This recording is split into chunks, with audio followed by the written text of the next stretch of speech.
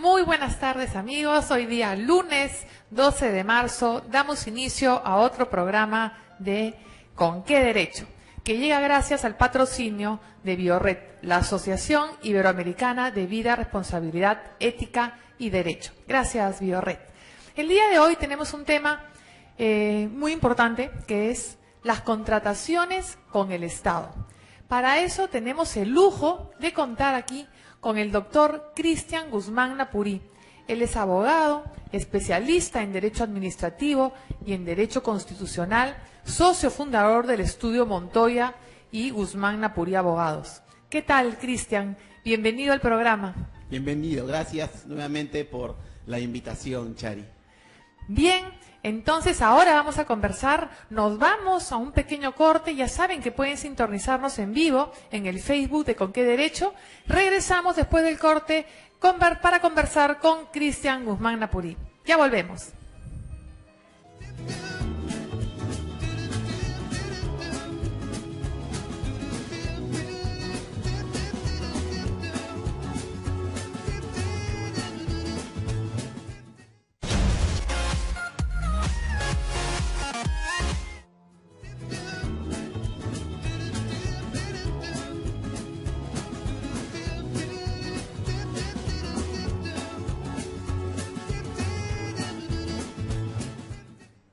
Bien, amigos, nos encontramos de regreso aquí con el doctor Cristian Guzmán Napurí para conversar sobre el tema de contrataciones con el Estado. Ya saben que pueden seguirnos en vivo por el Facebook de ¿Con qué derecho?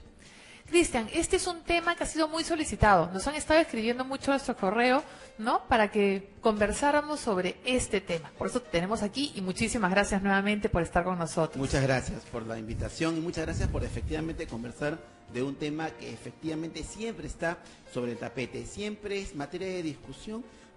¿Por qué tiene que regularse de una manera determinada la contratación con el Estado? ¿Cuáles son los efectos de esta regulación que genera en la administración pública, en el mercado, en los proveedores de bienes, servicios y obras? ¿Cuál es el efecto que esto tiene, insisto, en la economía? ¿Cuál es el efecto que tiene en el comportamiento de los actores económicos, en las propias entidades de la administración pública? Es muy importante. Ahora tenemos tiempo para ir desmenuzando todas estas preguntas, pero creo que empezaríamos por lo primordial, ¿no? ¿En qué consiste esta contratación administrativa? Veamos, la contratación administrativa implica que el Estado realice un conjunto de acciones destinadas a proveerse de bienes, servicios y obras de los particulares. Okay. Como el Estado no puede proveerse de estos bienes, servicios y obras por sí mismo, requiere que haya una contratar con gente, con muy corriente, empresas privadas, etcétera, que van a suplir esas necesidades que tiene, ya sea de obras, servicios o lo que fuera. Exacto. Por ejemplo, si yo requiero adquirir útiles de oficina, soy un ministerio, requiero adquirir útiles de oficina. Tengo que seguir adelante con todo el proceso de contratación para que esto sea posible. Claro. Entonces, la contratación administrativa va a permitir al Estado satisfacer necesidades públicas, las más diversas necesidades públicas que podamos imaginar de las más diversas entidades, porque todos conocemos ministerios, organismos públicos, organismos constitucionales, municipalidades, gobiernos regionales que realizan las más diversas funciones públicas, cada una de las cuales requiere mecanismos para que esas funciones puedan realizarse, insisto, para satisfacer esas necesidades. Volvamos al ejemplo de los útiles de oficina.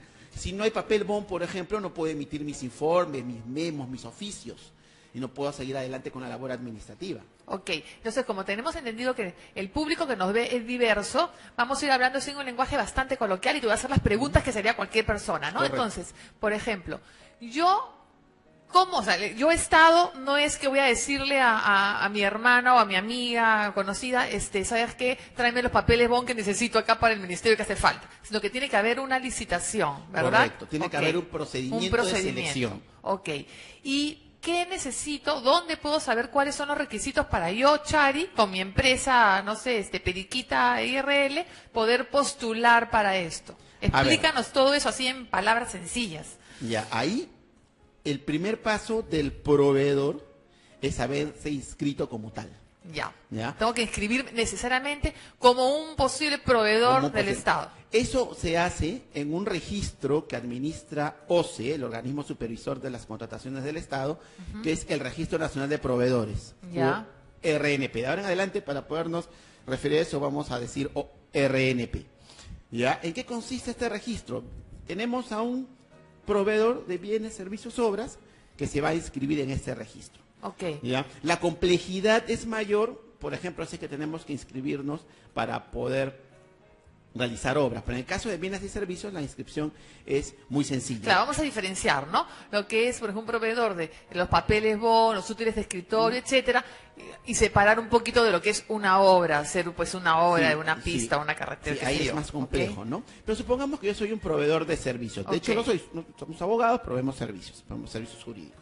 Entonces basta con que nos inscribamos en el Registro Nacional de Proveedores, que es un trámite muy sencillo, y con esto ya podemos presentarnos a los más diversos procedimientos de selección. Podemos presentarnos, por ejemplo, a una adjudicación simplificada, podemos presentarnos a un concurso público, podemos presentarnos a diversos procedimientos de selección. Pero ¿qué es lo interesante aquí? Que tenemos que estar pendientes de las convocatorias. Ok. El proceso de selección inicia siempre con la convocatoria. Esa convocatoria también se publica en un sistema electrónico, pero este sistema electrónico es el SEACE, el Sistema Electrónico de Contrataciones con el Estado. Ese sistema electrónico puede ingresar cualquier persona, ¿no?, para poder detectar qué posibles contrataciones va a efectuar el Estado, qué convocatorias para procedimientos de selección existen. Ya, pero tú me has dicho que es bastante sencillo poderme registrar en el RNP. Sí. Ya, como persona natural, yo, por decirte, como profesional, ¿qué me piden? ¿Cuántos años de ejercicio de la profesión? ¿Cómo, más o menos qué cosas? ¿Cuál es la complicación de Para poder el RNP la inscripción es muy sencilla, porque basta con que pague el derecho, ya, ¿no? Pague el derecho, haga el trámite respectivo en línea. y o sea, ¿te paso por un proceso de selección para hacer No, basta no. que pague mi derecho y ya estoy inscrita? Y me inscribo a través de un procedimiento en línea, unos días más tarde ya tengo mi inscripción el RNP. Es un trámite muy Y mi sencillo. empresa igual, no importa que tenga... tenga un mes de constituida ni nada. No, pero eso sí, para el caso de la empresa, te A da ver. los datos de la empresa para que Ya. tenga claro el RNP, que la empresa realmente existe.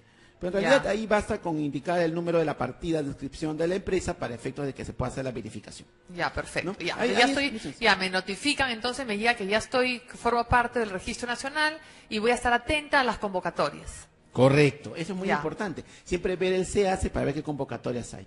Ya. Una vez que detecto una convocatoria que me interesa y veo que cumplo con los requisitos, porque ahí van a existir, Cada convocatoria va a tener ahí sus requisitos, pues, claro. tenemos ahí, por ejemplo, las bases del procedimiento de selección. Entonces yo veo esto y digo, cumplo con los requisitos, ¿no? Esto es muy importante, porque además tiene que determinarse los requisitos, ¿no? Lo que se llaman los requisitos mínimos para poder participar del procedimiento de selección, y luego vamos a tener los factores de evaluación sobre los cuales se determina quién va a ganar de todos aquellos que están participando del procedimiento de selección y que luego presentan sus ofertas, Ya. ¿no? O sea, sus ofertas económicas, sus ofertas técnicas, o bueno, en realidad el orden es al revés, ¿no? Primero la oferta técnica es la que se verifica, y luego la oferta económica, pero lo importante aquí, ¿qué cosa es?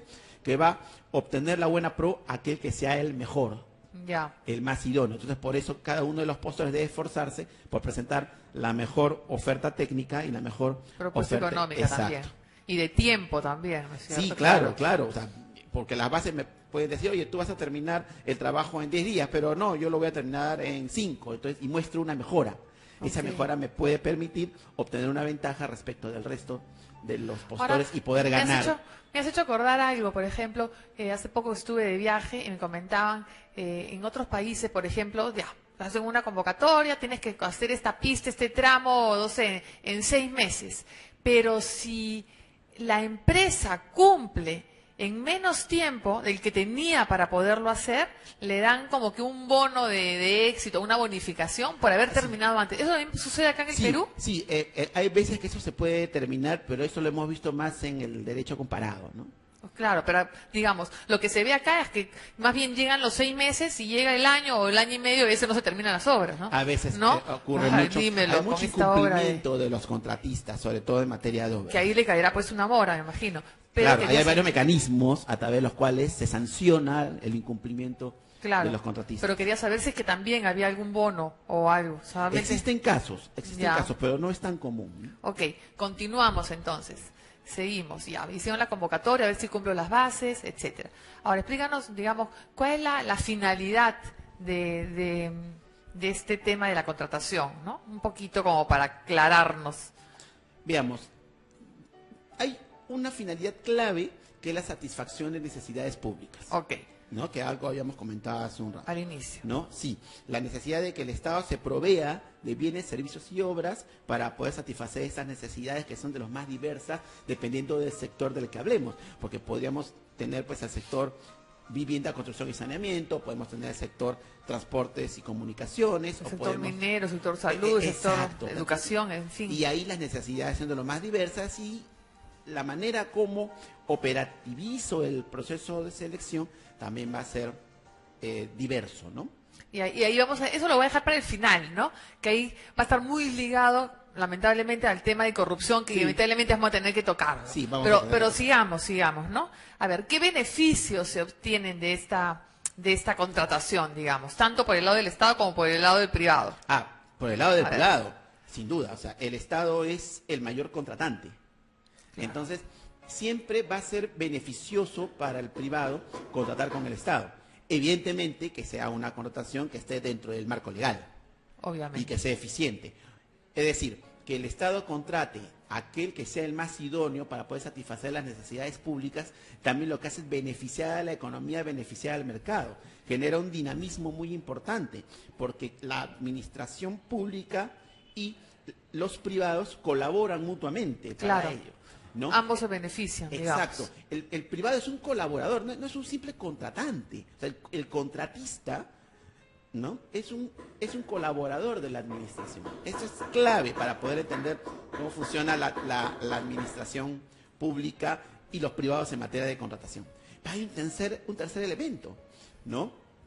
En la contratación pública, que es el uso adecuado de los bienes de los fondos públicos, ¿no? Que haya contratación administrativa y sobre todo que ésta esté regulada, lo que nos va a dar es Sí, justamente lo que te iba a preguntar, ¿no? ¿Por qué tiene que estar regulada? sí, a eso también queríamos llegar, ¿no? No solamente la satisfacción de necesidades públicas, pero sobre todo es el uso eficiente de los recursos. ¿Qué pasa con los recursos públicos? Son escasos. Entonces hay que usarlos de la manera más eficiente posible. Generar que la relación calidad de la contratación respecto de cuánto me cuesta esa contratación sea la más idónea. Eso no quiere decir que tengamos necesariamente que gastar lo menos posible. Ese es un mito. Porque a veces... A veces se ve que sobre presupuesto, ¿no? Sí. Termina el periodo del ciclo y ha quedado presupuesto ahí y realmente no se utilizó. Hay veces en que las entidades públicas están en el 80-85%. Entonces, ¿qué es lo que está ocurriendo aquí? Hay un problema de planificación que tiene que mejorarse. Claro, hemos mejorado sustancialmente. Ahora la administración pública planifica mucho mejor que hace 5 años, que hace 10 años. Porque ahora ya los mecanismos de planificación son más eficientes. Pero sigue existiendo casos, como tú bien dices, en los cuales la administración no termina de ejecutar. Y eso es un problema, porque eso quiere decir que hay necesidades públicas que no Que no están satisfechas, exacto. Y ese dinero igual no es que se va a quedar ahí, va a tener que ser devuelto de todas maneras. Exacto. Esa es una. Y dos, también el hecho de que aquello que se haya gastado eficientemente, ¿no? O sea, ese otro 80% que sí se haya gastado debidamente obteniendo los resultados que estábamos Esperados, claro. Exacto. Eso es muy importante.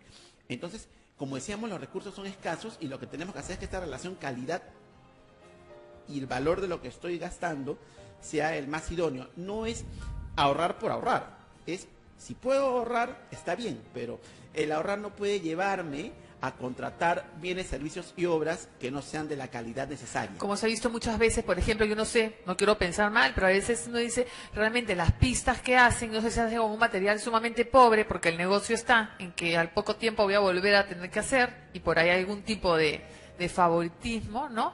O realmente, pues, que no se preocupan en ver, porque ponen unas mezclas que estás pasando y a los 2 meses ya está llena de huecos de nuevo.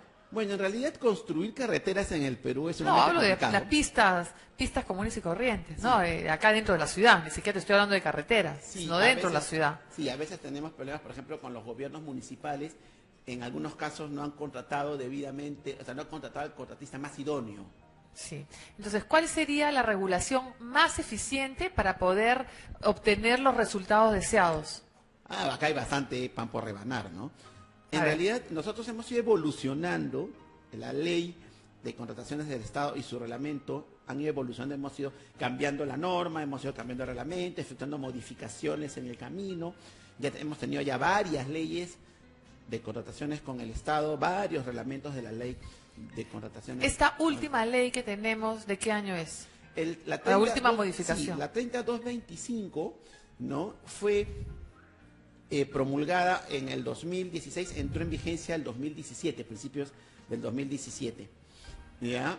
Pero ya a fines del año pasado, en ese paquete de decretos legislativos, o fines del año pasado, perdón, en ese paquete de decretos legislativos que hubieron, a fines del 2016, se modificó la ley, ¿no?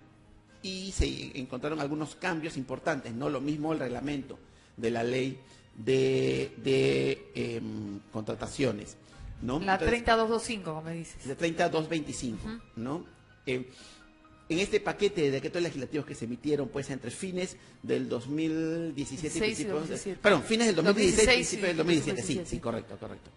Entonces, en ese punto, muy importante ver cómo fueron cambiando las normas, cómo fueron modificándose. Es muy importante ver esa evolución de cómo las normas van ajustándose a la necesidad. Pero, sin embargo, todavía es necesario Todavía faltan algunos cambios, o sea, que quisiera que más adelante me diga qué es lo que sientes, o debido a tu experiencia que tienes, dónde son los cambios que todavía crees tú que deberían hacerse necesarios para una nueva Sí, es muy importante ver modificación. qué cambios podrían efectuarse. Yo creo que la norma en este momento es bastante mejor que sus predecesoras, pero sin embargo muestran algunos ajustes que es necesario realizar, ¿no?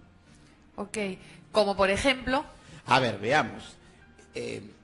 Para empezar, que el grueso de los procedimientos de selección, si no todos, sean procedimientos electrónicos.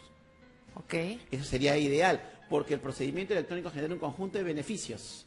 Es más transparente, es más rápido, es más eficiente, le da mayores facilidades a los participantes, postores, contratistas.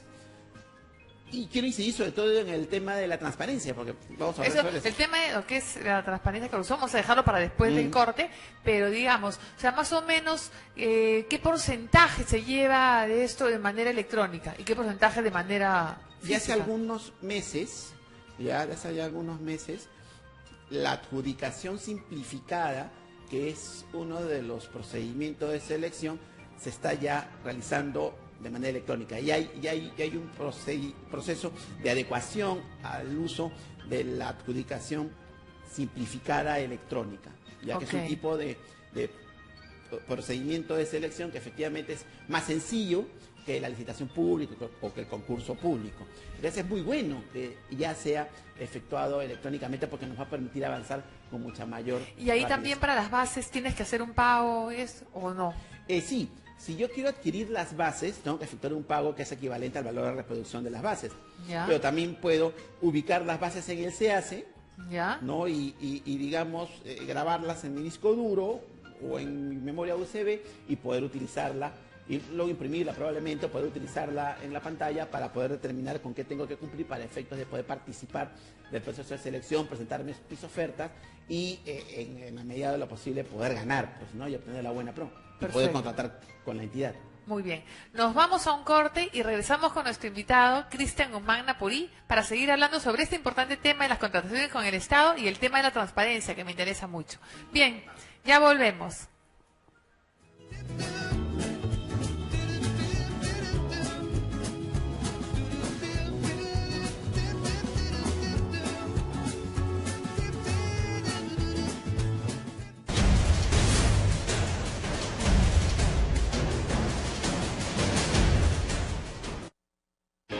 Conocer las noticias es bueno, entenderlas es mejor.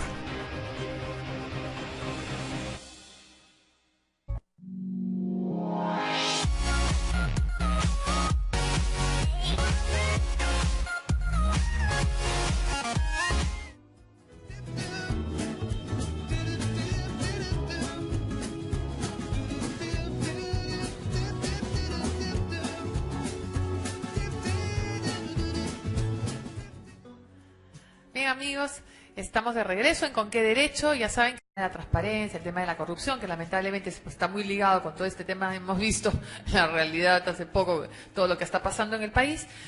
Quisiera terminar de redondear el tema de cuáles serían, ¿no?, los cambios pertinentes efectuar en la legislación que tenemos hoy en día.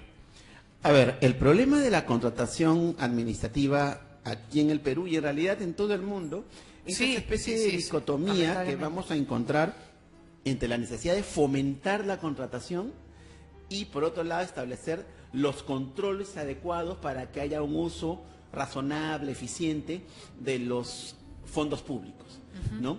Decíamos hace un rato que los fondos públicos son limitados, digamos, son escasos, ¿no? No es que podamos utilizar... Está para derrocharlos, hay que utilizarlos bien utilizados. Exacto, no podemos derrocharlos.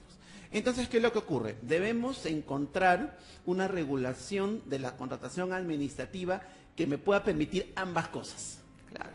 Y a veces, por generar controles que creo yo que son más eficientes, termino desincentivando la contratación. O al revés, si quiero desincentivar la contratación, podría ocurrir que termine relajando los controles. Claro. ¿Ya? Ahora, en uno de nuestros programas tuvimos acá unos invitados, Marco Ruiz y Miguel Ángel Ferreira, me parece que fueron, que hablaban sobre la política del compliance, ¿no? Sí. Explícanos un poquito para los que no saben qué cosa es el compliance y si también se aplica acá en lo que es el tema de contrataciones del Estado, ¿no? Porque lo veíamos más que nada en la parte privada, pero en la parte estatal ¿también se da esto? Es que claro. Y explícanos, ¿no? Sí, ¿qué cosa es el compliance para los que no han escuchado? En el ámbito estatal también debemos tener una política de compliance. Toda entidad pública debe haber realizado su compliance. ¿Qué es el compliance? A ver, el compliance es un mecanismo por el cual yo aseguro que en una entidad pública o privada, ¿no?, aunque suene redundante, ¿no?, se haga efectivo, ¿no?, la satisfacción de la normativa. El compliance penal, la normativa en materia antisoborno, corrupción, comisión de delitos. Es decir, asegurar que haya una planificación y luego un plan y una ejecución. Una ejecución y un control. Y un control para efectos de detectar en qué áreas de esta empresa o entidad pueden generarse algún tipo de, ¿no?, algo sospechoso. Y una vez que detecto eso, establecer las medidas correctivas. Perfecto. ¿No? Qué bien. Esto, claro, con sus matices, debe realizarse en empresas privadas, tal como en entidades públicas. Por ejemplo, en una entidad pública yo realizo mi mapeo y digo, en el área de abastecimientos o de logística, que es la encargada justamente de las contrataciones estatales, pueden haber problemas. Claro. Entonces, el siguiente paso, ¿qué cosa va a ser? ¿No? Establecer este plan para poder corregir esa situación e implementarlo. Y esa implementación de ese plan, ¿a dónde me va a llevar? A generar las medidas correctivas. De repente tengo que modificar directivas. De repente tengo que modificar la estructura del personal. De repente puedo modificar incluso la estructura de la entidad. Wow. ¿Ya? Entonces, sí, el compliance va a estar muy ligado a la contratación pública. Hay incluso un compliance contractual, ¿no? Un compliance en el cual yo voy a la entidad y le digo, a ver, ¿cómo están funcionando tus contrataciones públicas? Es muy puntual, ¿no? Muy ligada a la contratación pública, saber cómo está funcionando. Entonces acá van a ver pues estas 4 etapas. Una primera etapa del mapeo, ¿no? Claro, ¿no? Todo un barrido de todo, a ver. Exacto, detecto las áreas donde pueden haber estos riesgos. Puede generarse algún de esos problemas. Como dices, ¿no?, la parte de logística, abastecimiento, que son los encargados de ver, de hacer las compras y de... Sí, okay, donde pueden haber muchísimos problemas. Pero hay un segundo paso, una segunda fase, que es implementar, ¿no? Ya planifico, implemento. Claro. Y tomo las decisiones necesarias para que esto funcione bien. Pero hay un tercer paso que no debo descuidar, que es la evaluación, ¿no? Evalúo, a ver, he implementado, ¿cuáles son los resultados? Que esto ya es un poco al mediano plazo. Y en realidad de manera simultánea, sobre todo con las 2 o 3 primeras fases, es necesario, urgente, capacitar. Capacitar y sensibilizar en estas materias, ¿no? En contratación administrativa, sin duda, hay muchísimo que aprender. y de alguna manera hacer algún tipo no sé, de purificación de tema, porque vemos que esto de la coima, el 10%, digamos que era algo institucionalizado ya, ¿no? El famoso diezmo, 10%. O sea, ¿cómo luchar contra eso? ¿Cómo cortar? O sea, que sacar a esta gente y que vengan nuevas personas con otra mentalidad. ¿Cómo manejarlo? O sea, ¿tú crees que es posible erradicar la corrupción realmente de una entidad? A ver, ahí hay varios pasos, ¿no? El compliance nos va a ayudar, ¿no? El compliance nos va a ayudar mucho, pero también es necesario que nos ayude la normativa, ¿no? Es necesario hacer... Parece muchas veces la normativa existe, pero no se aplica realmente, no se sanciona. Es que hay que asegurar que se aplique. Claro. O sea, aquellos entes encargados de efectuar el control, más allá del control interno de la entidad, más allá de las propias auditorías que elabore la entidad, tenemos nosotros que estar pendientes. Por ejemplo, Contraloría y el Sistema Nacional de Control. Claro. OCE también tiene que efectuar esta labor, que está señalada también en sus normas. Tenemos, además, la labor que siempre debe efectuar el administrado. El administrado tiene que estar atento, ¿no? Hay administrados, nos ha pasado a todos, que hemos detectado que hay un proceso de selección que está mal llevado, y lo ponemos en conocimiento de OCE denunciar, para que sí, claro. Por supuesto, claro. Y OCE entonces emite un pronunciamiento y dice, sí, claro, ese proceso de selección está mal. Claro. ¿Ya? Está siendo tramitado indebidamente. Entonces, el administrado se tiene que convertir en un colaborador. Y un fiscalizador, de alguna manera. Sí, claro. Muchas veces el administrado es el mejor fiscalizador, sobre todo el administrado que queda segundo en un proceso de selección. Claro, porque oye, quedé segundo. A ver, vamos a investigar. A ver, ¿qué pasó? ¿Por qué ganó? ¿En qué me ganó? Exacto. Y de repente detecto que ha presentado documentación falsa.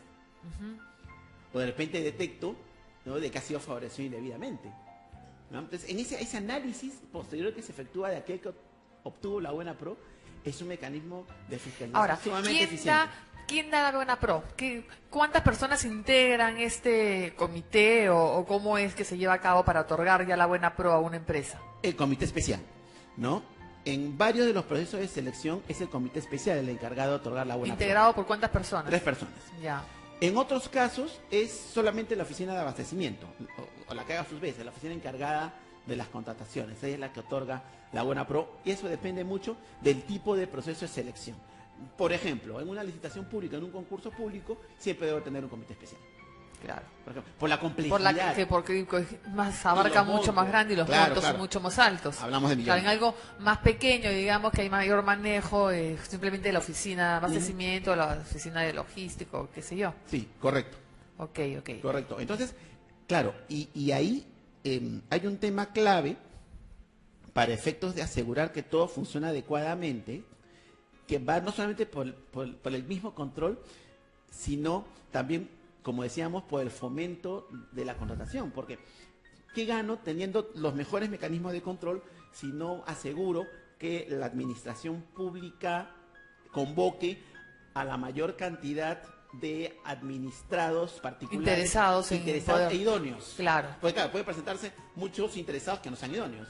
Claro. O de repente pueden presentarse poquitos y estos, digamos, pueden que sean idóneos, pero no encuentro al más idóneo porque ese que puede haber sido... No le interesa, por no ejemplo, le claro, no quiere, no le quiere, llamó la no se atención, permite. no le pareció... Exacto, no le pareció rentable. Porque a veces es demasiado tiempo el que porque es excelente, contratas con el Estado, que es el mayor comprador, etcétera, pero para pagar siempre sabemos que se demoran bastante también, ¿no? Ha mejorado también mucho Sí. el régimen de pagos al administrador. En promedio, digamos, ¿cuánto puede demorar si me voy y alfombro todo el piso 20 del Mincetur?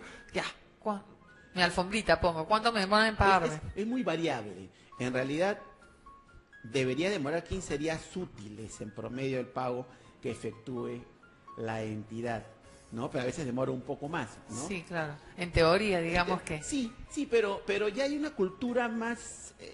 Más ágil, más digamos. ágil, ya hay una cultura del cumplimiento de la administración pública. Es más, hay veces en que los particulares prefieren contratar con la administración porque saben que la administración sí les va a pagar. De todas maneras. El ministerio no se va a ir, el ministerio Claro. está ahí. Pero en cambio la empresa X, bueno, de repente se va. ¿Ya? Claro. Entonces, digamos, hay cierta hasta preferencia por Pero digamos que si me dicen 15 días útiles y no cumplen y se pasan ya 2 meses, ¿hay alguna manera que el administrado pueda quejarse, que le paguen intereses o simplemente, bueno, eso es lo que tenía que pagar y eso es? Sí, bueno, ahí sí hay los mecanismos para que el administrador pueda quejarse. Pero... Ahora, claro, lo que pasa es que también pues no puede no ser conveniente pelearse con la administración, ¿no? Finalmente no te va a convenir, no te van a volver a dar ninguna buena pro.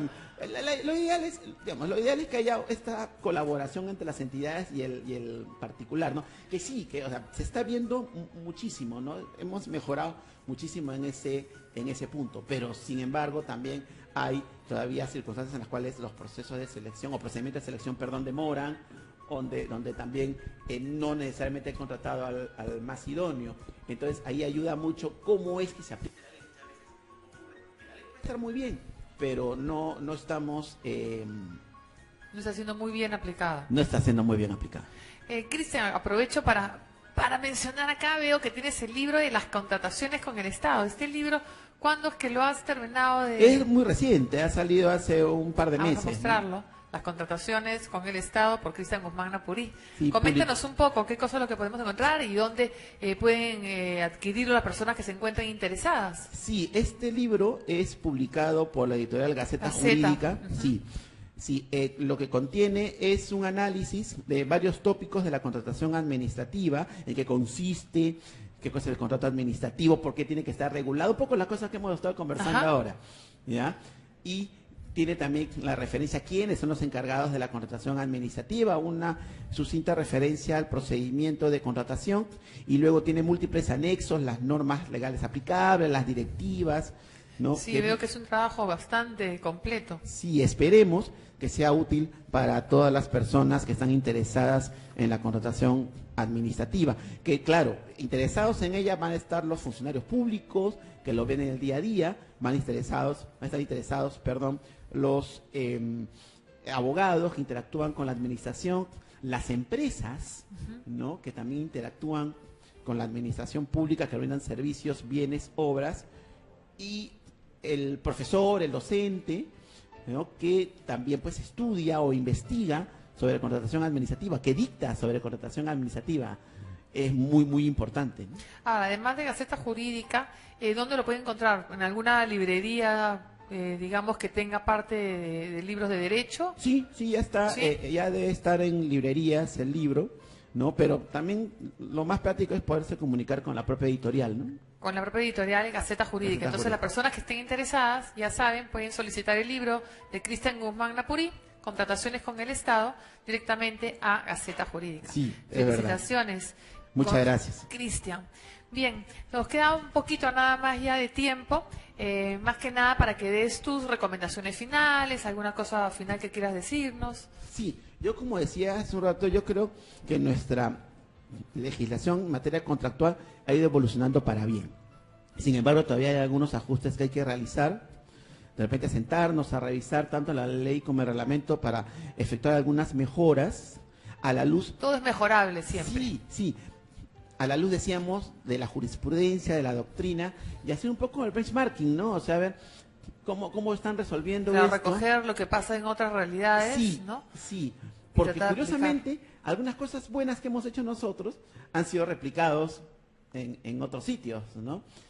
Por ejemplo, la utilización del arbitraje para solucionar los conflictos en materia de ejecución contractual han sido replicados por otros países, ¿no? Nosotros fuimos uno de los pioneros en utilizar el arbitraje para resolver las controversias en materia de la ejecución de los contratos. Por ejemplo, no me quieren pagar, nos vamos a arbitraje. O me has resuelto indebidamente el contrato, nos vamos a arbitraje. Excelente. ¿Ya? Entonces somos unos pioneros y ahí nos está yendo bien. En lo que se tema siempre hay algunas dificultades, pero en general hay un balance positivo del arbitraje en materia de contrataciones del Estado. Qué bueno, porque también como eso como que descarga un poco la carga procesal que tiene el tema del Poder Judicial. Bueno, Cristian, nada, nos queda despedirnos, darte las gracias. Muchas gracias por la invitación nuevamente. No, gracias a ti más bien. Bueno, amigos, nos vamos a un corte y ya regresamos con lo último de ¿Con qué derecho? Ya regresamos.